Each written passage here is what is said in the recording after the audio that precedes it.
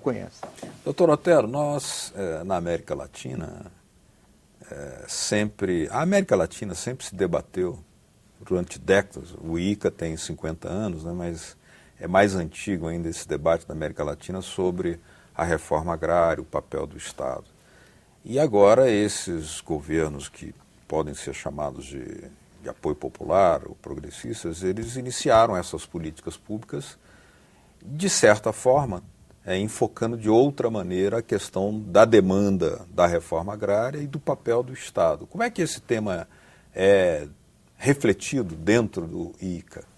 Sí, o tema comienza a emerger dentro do debate agropecuario de América Latina y también do Caribe, donde empieza a haber una preocupación de que el proceso de intensificación de los principales cadenas productivas, falo da soja y de otros rubros, son tecnologías capital intensivo que desplazan mano de obra. Y eso está generando serios problemas. E, além disso, o problema de acesso à terra. Estão dentro do radar das agendas políticas e agora falta as proposições de políticas para ver como se dá solução a estes temas. Uhum. Houve cortes substanciais no orçamento do governo e tudo indica que há dificuldades para atender, o governo não estaria se preparando para atender toda aquela reivindicação numericamente falando. Nós, nos últimos anos, avançamos muito em muitas políticas para o campo. No crédito para a agricultura familiar, na modernização da agricultura familiar, com o programa Mais Alimentos, com crédito para a indústria da máquina e do equipamento agrícola, e o crédito para o agricultor familiar, fazendo uma relação muito harmônica, de excelentes resultados. Nós avançamos... não só na política do campo, mas a política econômica de conjunto fez com que, nos últimos anos também, a pressão social sobre a terra diminuísse bastante. No entanto, a questão fundiária no Brasil continua sendo um problema, na minha opinião, muito, muito sério. E a gente precisa ter uma nova abordagem sobre a questão fundiária e a regularização fundiária para que ela conquiste, de novo, uma maioria nacional. Uma maioria nacional a favor de resolver o problema fundiário. Eu estava falando antes, direitos para o trabalhador precisa da carteira de identidade. Mas tem um outro direito importante, a titulação da terra.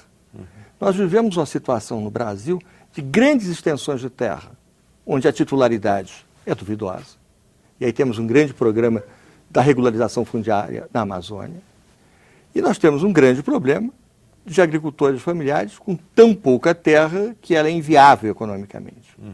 Então, na minha opinião, o que é preciso é a gente constituir, no âmbito não só do governo federal, dos governos estaduais, dos governos municipais, mas também da sociedade civil organizada, um grande tema do que Brasil nós queremos.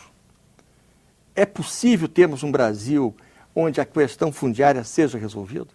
E a questão fundiária resolvida dos termos que a nossa Constituição já apresenta. O Brasil não aceita que tenha uma depredação ambiental. Nós queremos preservar. Nós queremos preservar, nós queremos uma agricultura, nós queremos uma vida na floresta com os produtores da floresta. O Brasil não aceita formas que se assemelham ao trabalho escravo. Está na nossa Constituição. O Brasil quer que a terra, que vivemos num país, como todos sabemos, muito privilegiado desse ponto de vista, nós queremos que as nossas valiosas terras cumpram a sua função social. E dentro desse debate, colocarmos o problema fundamental da regularização fundiária, que vai envolver, por exemplo, que nas áreas de minifúndio tenha um novo ordenamento que possa com que essas famílias disponham de um pedaço de terra o suficiente para que elas sejam economicamente ativas e produtivas. E precisamos fazer um debate nacional também sobre as grandes extensões de terra de propriedade de pouquíssimas pessoas. Concentração fundiária. Que isso em si é um problema para a democracia. Porque não só a concentração fundiária, ela implica uma enorme concentração de riqueza, implica também uma enorme concentração de poder. Agora, além da concentração fundiária, que está ligada a ela, doutor Otero, Há uma questão de que muitos países na América Latina, na América Central também, já que o Instituto é interamericano, né, mesmo no Caribe, nós temos uma situação em que a vocação agrícola não foi desenvolvida, não houve economia agrícola. Países ricos em petróleo, como a Venezuela, por exemplo, importavam alface dos Estados Unidos até bem pouco tempo atrás. E outros países, poderia dar outros exemplos, né? Esse debate, como é que está sendo tratado? Porque vocês estão identificando a nova face da pobreza rural e desenvolvendo outras políticas públicas, certamente reflete sobre um conjunto de problemas. Como é? Se da una paradoxa en América Latina, donde si bien debemos reconocer que tenemos un pasado, un presente y seguramente un futuro vinculado al desenvolvimiento agropecuario y rural, como resultante de estrategias de desenvolvimiento industrialistas y urbanas, acontece que en muchas sociedades de América Latina y el Caribe a populación ainda no entiende a importancia do rural. Es más, en algunos casos o rural es simplemente un subproducto do urbano, algo de poca importancia. Mas si reconocemos que en ese espacio rural tenemos muchos pobres, tenemos mucha riqueza, tenemos que exercer justicia ambiental, en ese nuevo espacio rural debe ser o algo de estrategias de desenvolvimiento territorial, de desenvolvimiento para o país todo, que tem que ser muito importantes de aqui para frente. Esperamos que na próxima oportunidade tenhamos a felicidade de anunciar que as coisas melhoraram mesmo, mais ainda, né, do que nós já temos absorvido.